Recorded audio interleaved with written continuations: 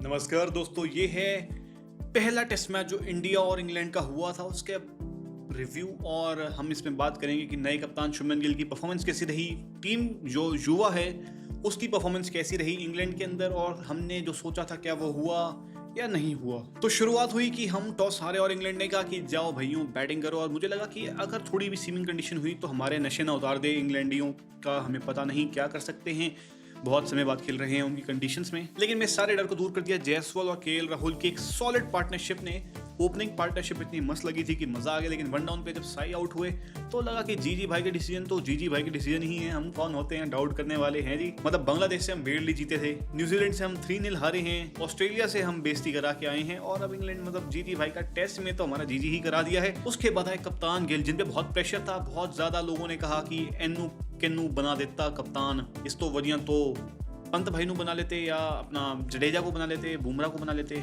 खैर बुमराह भाई ने तो खुद मना करा था, कैप्टनसी के लिए उनको ऑफर दिया था, और बुमराह भाई ने कहा मैंने नहीं करनी कैप्टनसी भाई, देखो मैं हर मैच नहीं खेलने वाला, उनका शायद इंटरेस्ट नहीं है या वो अपनी बॉडी का ध्यान रखना चाहते हैं। खैर कप्तान गिल पे बहुत सवाल थे कि क्या करेंगे क्या नहीं करेंगे, लेकिन कप्तान गिल ने मारा 150। साथ में वाइस कप्तान साहब यानी पंत साहब जो नए नए वाइस कैप्टन बने हैं, जो कैप्टन भी बन सकते थे, उन्होंने भी मारा 100। और अब लग रहा है कि यार इस पॉइंट पे लग रहा था कि हमें क्या 550 मारने चाहिए, 650 मारने चाहिए, डिक्लेयर कब करना चाहिए। मुझे तो ऐसा लग रहा था कि हम डिक्लेयर करेंगे और इंग्लैंड वालों को ऐसे लानतें मारेंगे, यहीं से चप्पल फेंक फेंक के मारेंगे, लेकिन ऐसा नहीं हुआ। वो इसलिए नहीं हुआ कि आप यहाँ स्क्रीन पे देख सकते हो कि 430 पे 4 विकेटें थी, और इसके बाद बड़ा टोटल बनना ही चाहिए था, लेकिन उसके बाद 430 से 10 विकेटें हो गई 471 में, यानी अगले 41 रन में हमने बाकी की 6 विकेटें खो दी। इसमें बहुत गुस्सा आया था मुझे करुण नायर पे कि करुण नायर भाई आपको इतना मुश्किल से चांस मिला है, आप ट्वीट करते हो कि cricket give me one more chance, और आपको जब चांस मिला तो आप ही क्या कर रहे हो। खैर हमारे टेल के तो रिकॉर्ड वैसे भी पुराने भी अच्छे नहीं हैं, लेकिन उनकी तरफ से सबसे बेहतरीन बॉलर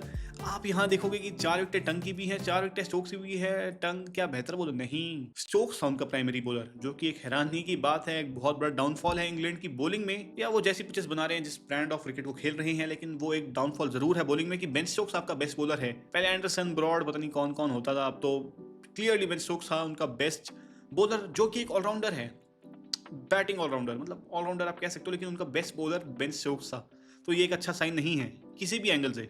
खैर फिर भी 471 बनाए थे, तो बहुत रन होते हैं, 471 कम नहीं होते, और इस पे भी लगा कि चलो 100 रन की ही लीड मिल जाएगी, 150 रन की ही लीड मिल जाएगी, मतलब इनिंग से डिफीट नहीं करेंगे, लेकिन कोई बात नहीं, चलता है चलता है। 471 के बाद उन्होंने बना दी 465, 6 रन की लीड रह गई हमारी पहली इनिंग्स के बाद। इतनी शानदार इनिंग्स खेलने के बाद वो टेल ने जो गंद फैलाया वो बहुत बुरा हुआ, और खासकर जो हमारी बॉलिंग हुई उस पर बाद में बात करते हैं। लेकिन उनकी तरफ से डकेट ने अच्छा स्टैंड दिया, ओली बोप ने 100 ही मार दिया, हैरी ब्रुक ने 100 ही मार दिया, तकरीबन 99 पे आउट हो गए, अनलकी रहे। खैर हम तो खुश हैं वो अनलकी रहे, क्योंकि वो अनलकी ही रहे और हम लकी ही रहे, हम ऐसे ही जीतेंगे। खैर बहुत बड़ी डिसअपॉइंटमेंट रही हमारी बॉलिंग से, क्योंकि बॉलिंग से हमें उम्मीद होती है, क्योंकि मेरा बुमराह है सबसे लीथल बॉलर, लेकिन वही एक लीथल बॉलर था, बाकी बॉलर तो कुछ कर ही नहीं रहे थे भाई। मेरे को इतनी गंदी याद आई है शामी भाई की, मैं सोच रहा हूँ शामी कबाब खा रहे हैं, शामी भाई को खिलाओ यार, ये कहाँ छोड़ के आए हो शामी भाई को, उनको फिट करो, इंजेक्शन दो, लेकिन उन्हें खिलाओ, ये क्या बॉलिंग है, शर्म आनी चाहिए। 471 मारने के बाद हमारे पास 6 रन की अगर लीड रहती है तो शर्म की बात है। सिराज भाई 2 विकेटें जरूर ले गए, लेकिन मुझे उनकी बॉलिंग इतनी इफेक्टिव लगी नहीं। खैर लगी तो किसी की नहीं, प्रसिद्ध कृष्णा फिर भी विकेट ले गए, तो प्रसिद्ध कृष्णा का मैं एक बार चांस दूंगा, सिराज का मुझको लगा। और शार्दुल ठाकुर को तो 6 ओवर डाले हैं, 5 बॉलर ने अगर आके 6 ही ओवर डालने हैं, तो नीतीश कुमार रेड्डी क्यों नहीं खिला, मतलब 6 ही ओवर डलवाने थे तो नीतीश कुमार रेड्डी को खिला देते 6 ओवर, तो वो भी डाल देता। जडेजा भाई ने वो ही पकड़ के बॉलिंग डाली, लेकिन कभी भी लगा नहीं कि जडेजा भाई विकेट लेने के लिए हैं, कुलदीप यादव को खिला सकते थे, बेहतर होता, बैटिंग जरूर छोटी होती, मगर अभी भी जडेजा रख के हमने क्या कर लिया, क्या हमने 750 रन मारे, नहीं मारे। तो बॉलिंग एक बहुत बड़ा डिसअपॉइंटमेंट था, लेकिन उसके बाद हम आए दोबारा बैटिंग पे, और इस पर जायसवाल जल्दी निकल लिया, और जायसवाल जो हमारा मेन बैटर है, सबसे ज्यादा हमारा लगता है प्रॉमिसिंग बैटर कि भाई खड़ा हो जाएगा तुरंत मारेगा, वो निकल लिया। मेरे को लगा कहीं कोलैप्स तो नहीं, लेकिन केएल राहुल ने कहा बिल्कुल भी नहीं, मेरे होते हुए कोलैप्स कैसे हो जाएगा भाई। साथ में पंत ने भी दोबारा सेंचुरी मार दी, और फिर से एक पॉइंट पे लग रहा था कि अब क्या फिर से हम 500 रन की तरफ देख रहे हैं, जी नहीं, क्योंकि उसका रीजन है, आप यहाँ देखो 333 पे 5 विकेटें थी, उसके बाद हम पहुंचे हैं 364 पे, तो 31 रन में 5 विकेटें गिर गई हैं, पहले 41 रन में गिरी थी, तो अपनी टेल से कुछ नहीं होता भाई, अपनी टेल पे थोड़ा देखना पड़ेगा कि ये कुछ करते हैं नहीं, निकम्मे हैं सारे। खामखाई जडेजा हमने रखा हुआ है, कुलदीप खिलाते तो शायद विकेट थोड़ी ले लेता, बेहतर होता। और हमारी फील्डिंग तो वाह वाह वाह वाह वाह वाह, फील्डिंग के लिए ही जडेजा रखा है, क्योंकि मैं क्या बताऊं, इतनी बुरी वाहियात फील्डिंग करी है, इतने चांसेस छोड़े हैं, इतना गुस्सा आता है इन्हें देख के, लेकिन क्या करें, अपनी ही टीम है। खैर यहाँ विकेट देख के सोच रहे होगे कि इस बार बेन स्टोक्स नहीं थे, लेकिन बेन स्टोक्स बहुत ज़्यादा इफेक्टिव थे बॉल से। उन्होंने एक विकेट जरूर ली, सिर्फ एक ही विकेट ली, लेकिन बहुत ज़्यादा इफेक्टिव थे। बहुत ही ज़्यादा ऑरा है बेन स्टोक्स में, और क्लियरली इन कंडीशंस के लिए बहुत ज़्यादा सूटेबल हैं अपनी कंडीशंस के लिए। तो आखिरी इनिंग्स है, इंग्लैंड को 370 चाहिए, जो चीज़ नहीं होनी चाहिए किसी भी कंडीशन में। पर चेज हो गए, जैक क्रॉली ने 65 मारा, तो ओके, बेन डकेट ने 150 मार दिया, रूट ने 50 मारा, जेमी स्मिथ ने 44 मारा, बेन स्टोक्स ने भी थोड़े बहुत मार दी। घूम फिर के बॉलिंग पे ही आते सीधा, क्या बात बोलूं मैं इस पे। बुमराह भाई को ऐसे खेले कि विकेट नहीं देंगे, बुमराह भाई को उन्हें पता है बुमराह भाई को विकेट नहीं दी तो इनके बस की, बाकियों के बस की कुछ है नहीं, लग नहीं रहा इनके बस की कुछ है। जडेजा भाई एक विकेट लेके गलती से, 2 विकेट प्रसिद्ध कृष्णा लेके गया और 2 विकेट शार्दुल ठाकुर, लेकिन शार्दुल ठाकुर को अगले मैच में नहीं खिला सकते। कोई एक सिराज या शार्दुल में से ड्रॉप करो, अर्जीप लाओ, कुलदीप लाओ, बुमराह भाई अगला मैच वैसे भी नहीं खेलेंगे, नीतीश कुमार रेड्डी लाओ, इनको भरो, किसी को भी निकालो, इनको भरो। प्रसिद्ध कृष्णा एकलौता बॉलर लगा बुमराह के अलावा जो थोड़ा इफेक्टिव लगा मुझे देखने में मैच में। वैसे आप स्टैट्स में देखोगे तो थोड़ा एक्सपेंसिव रहा, बिल्कुल रहा, क्योंकि वो प्लान था शॉट मारता रहेगा भाई, लेकिन उस पर रन भी लीक हुए, लेकिन इफेक्टिव लगा एकलौता बॉलर मुझे वो प्रसिद्ध कृष्णा ही था। खैर घूम फिर के हम पहला मैच हार चुके हैं, कोई बात नहीं, पहला मैच हम बहुत बार हारे हैं और उसके बाद हम सीरीज जीते हैं, तो यहाँ पे निराश नहीं होना बिल्कुल भी।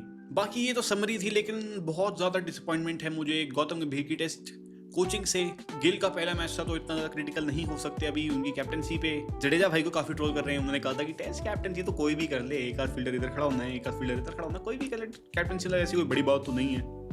तो जडेजा भाई आप भी थोड़ी कैप्टनसी कर लेते, मतलब साथ ही दे देते, आप तो टीम में थे, कोहली भाई तो टीम में नहीं थे। डेफिनेटली कोहली को कहीं ना कहीं टारगेट करा है या कहा है कि ये कोई बड़ी बात नहीं है, टेस्ट कैप्टनसी कोई भी करे, मतलब फर्क नहीं पड़ता, मे बी जो भी है हमें क्या पता। तो इस मैच से हमारी जो की पॉइंटर्स रहे वो थे कि फील्डिंग बहुत खराब थी, पिच फ्लैट है, फ्लैट ही रहेगी। अगले मैच में हल्का सा ग्रीन टॉप दे सकते हैं, क्योंकि बुमराह भाई नहीं खेलेंगे शायद, तो पूरा ग्रीन टॉप देने की अब देखो, अब आओ बेटे अब आओ। हमारी फील्डिंग बहुत बेकार थी, उस पर ज़रूर ध्यान जाना चाहिए कि यार क्या फील्डिंग करी है, इतनी चांसेस छोड़े हैं हमने।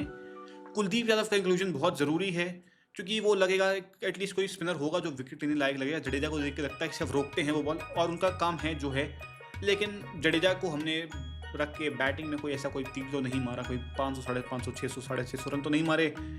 कोलैप्स जब हो ही रहा है तो जडेजा की जगह नहीं बनती, नीतीश कुमार रेड्डी को लाना चाहिए, एक सीमिंग ऑलराउंडर है, शार्दुल ठाकुर को बाहर करो, शार्दुल ठाकुर को मत रखो गलती से भी टीम में। अगर जीतने का चांस है, अगर जीतने का चांस नहीं चाहिए तो भाई जो मर्जी करो, मेरा क्या जा रहा है। बाकी इस मैच का अच्छा था कि हमारे ज़्यादातर बैटर्स ने रन मारे हैं, साई और करुण को छोड़ के। करुण नायर को भी देखना पड़ेगा कि भाई आपने ट्वीट तो करा था कि क्रिकेट हमें चांस दो, लेकिन आपको चांस मिला तो आपने अभी तक अपने आपको प्रूव करा नहीं है कि मैच ओवर क्रिटिकल नहीं होते। लेकिन ये बात जरूर देखने की है भाई कि करुण नायर भाई आपको देखना पड़ेगा। और साई सुदर्शन को जो गंभीर भाई ने रखा है, अब देखते हैं कितनी सही जाती है वो बेट। हो सकता है बहुत ज़्यादा सही जाए, हो सकता है बहुत ज़्यादा गलत जाए। साई सुदर्शन एक बहुत टैलेंटेड प्लेयर है, पर क्या वो टेस्ट मैचेस के लिए बना है ये मेरे को नहीं पता, वो हमें देखने में ही पता चलेगा थोड़े समय में।